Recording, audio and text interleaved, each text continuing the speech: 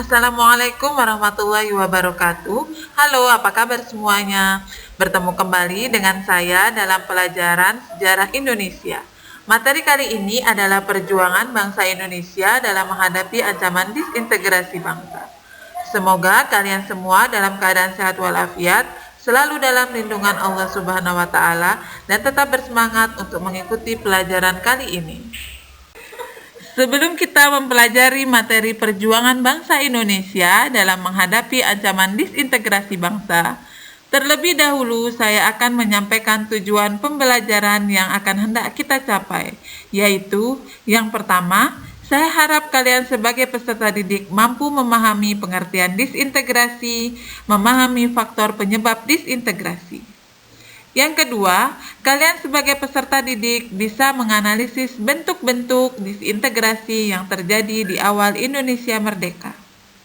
Dan yang ketiga, yang terakhir, sebagai peserta didik, kalian dapat merekonstruksi upaya-upaya bangsa Indonesia dalam menghadapi ancaman disintegrasi bangsa di Indonesia. Nah, itulah tujuan dari kita mempelajari materi kali ini.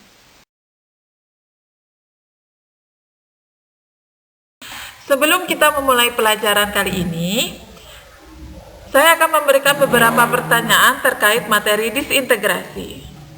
Pernahkah kalian mendengar kata disintegrasi? Atau tahukah kalian apa itu disintegrasi? Dan apakah kalian tahu faktor penyebab terjadinya disintegrasi? Selanjutnya, kita akan membahas pengertian disintegrasi.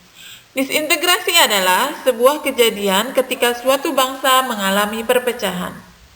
Dalam sejarah Republik ini, konflik dalam skala yang lebih besar bahkan pernah terjadi. Bila sudah begitu, lantas siapa pihak yang paling dirugikan? Tak lain adalah rakyat, bangsa kita sendiri. Karenanya, disinilah pentingnya kita mempelajari sejarah.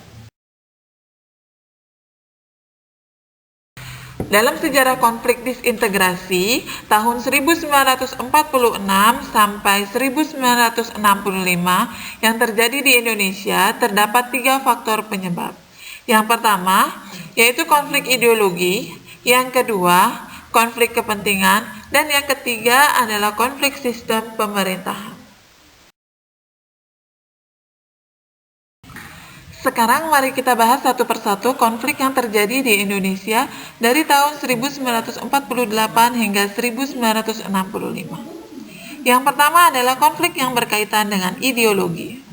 Yang dimaksud di sini dengan konflik ideologi adalah konflik yang didasarkan pada perbedaan ide, gagasan, pengertian, atau cita-cita yang berbeda antar pihak yang mempunyai konflik. Kategori konflik ini adalah pemberontakan PKI Madiun 1948, pemberontakan DITII, dan pemberontakan G30 SPKI. Ideologi yang diusung oleh PKI tentu saja komunisme, sedangkan pemberontakan DITII berlangsung dengan membawa ideologi agama. Baiklah, kita akan lanjutkan untuk materi kedua, yaitu konflik kepentingan. Kategori konflik ini adalah pemberontakan APRA, Andi Aziz, dan RMS. Munculnya kelompok ini didasari oleh vested interest, yaitu kepentingan yang tertanam dengan kuat pada suatu kelompok. Kelompok ini biasanya berusaha untuk mengontrol suatu sistem sosial atau kegiatan untuk keuntungan sendiri. Mereka juga enggan untuk melepas posisi atau kedudukan yang diperolehnya sehingga sering menghalangi suatu proses perubahan. Baik APRA, RMS, dan Andi Aziz semuanya berhubungan dengan keberadaan pasukan Kenil atau tentara kerajaan Hindia Belanda yang tidak mau menerima kedatangan tentara Indonesia di wilayah-wilayah yang sebelumnya mereka kuasai. Dalam situasi seperti inilah konflik pun terjadi di wilayah-wilayah tersebut. Dan yang terakhir adalah konflik sistem pemerintahan. Yang termasuk dalam kategori konflik ini adalah persoalan negara federal dan BFO, serta pemberontakan PRRI dan Permesta. Yang pertama kita bahas adalah negara federal. Negara federal mulai timbul ketika berdasarkan Perjanjian Linggajati, Indonesia disepakati akan berbentuk sebagai negara serikat atau federal dengan nama Republik Indonesia Serikat, dan RI menjadi bagian RIS, sama halnya dengan negara-negara federal lainnya seperti negara Pasundan, negara Madura, dan negara Indonesia Timur. Yang kedua adalah BFO. BFO sendiri adalah Badan Musyawarah Negara-Negara Federal di luar RI yang dibentuk oleh Belanda. Awalnya, BFO berada di bawah kendali Belanda. Namun makin lama badan ini makin bertindak netral, tidak lagi semata-mata memihak Belanda.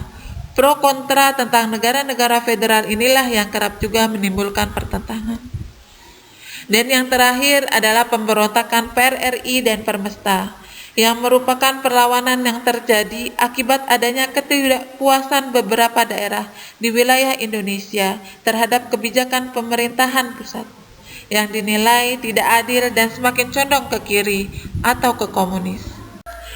Mempelajari sejarah disintegrasi yang pernah terjadi dan membahayakan persatuan nasional merupakan hal sangat penting agar kita mendapatkan pelajaran sekaligus peringatan. Timbulnya perpecahan yang berlangsung dalam waktu yang cukup lama memberikan pelajaran dan inspirasi bagaimana kita menghadapi berbagai potensi disintegrasi bangsa pada masa kini dan masa yang akan datang. Semua itu tak lain harus dilakukan demi lestarinya kita sebagai sebuah bangsa. Sekian untuk materi kali ini, bertemu kembali pada pertemuan selanjutnya. Terima kasih. Wassalamualaikum warahmatullahi wabarakatuh.